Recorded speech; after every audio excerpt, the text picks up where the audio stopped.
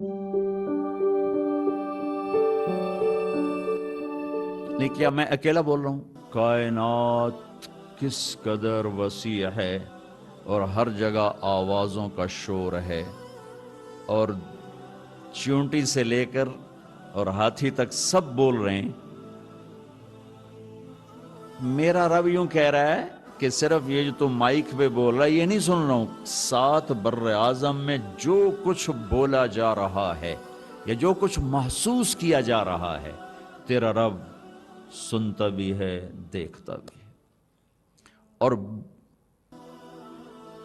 لا یشغلہ سمع عن سمع، کبھی ایسا نہیں ہوا کہ کسی کے بولنے سے دوسرے سے غافل ہو گیا، کسی کی سنتے ہوئے تیسرے سے غافل ہو گیا، تیسرے کے سنتے ہوئے چوتھے کو کی سمجھ نہ پایا ہو، 1000 کی سنتے ہوئے 200 سے غافل ہو گیا ہو، آسمانوں کو دیکھتے ہوئے زمین سے غافل ہو گیا ہو، 7 بر اعظم کو سنبھالتے ہوئے 7 آسمانوں سے غافل ہو گیا۔ ایسا نہیں ہے۔ اللہ لا الہ الا ہو الحی القیوم، قرآن کی سب سے عظیم آیت، آیت الکرسی، عظیم، بڑی نہیں، عظیم، کہ اس میں اللہ کا نام 17 دفعہ آتا ہے، اشارتاً اور صراحتاً۔ اللہ لا الہ الا ہو الحی القیوم لا تأخذہ سنۃ ولا نوم۔ یہ اللہ کا تعارف ہے کہ اللہ کون ہے؟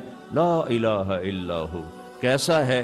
الحی، زندہ، القیوم، قائم، کیسا ہے؟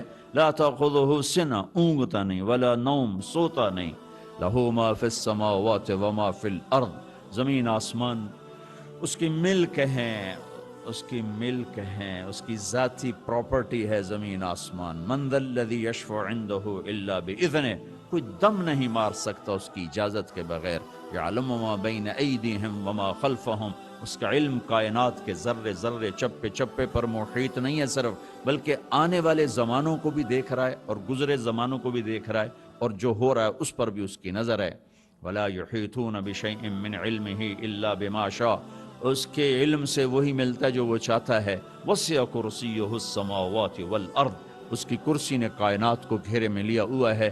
ولا یؤودہ حفظہما، تھکتا نہیں، چلاتے بناتے بگاڑتے تھکتا نہیں۔